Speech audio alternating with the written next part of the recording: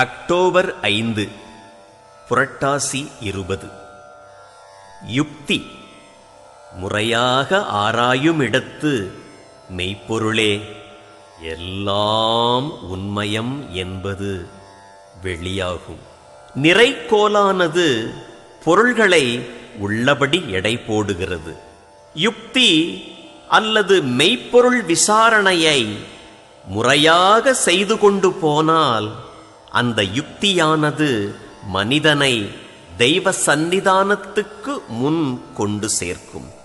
யுக்தியை பயன்படுத்துவதும் ஆத்ம சாதனமேயாம். பொல்லாத காம புலைத் தொழிலில் என் அறிவு செல்லாமல் நன்னெறியில் சேருநாள் என்னாளோ. தாயுமானவர்.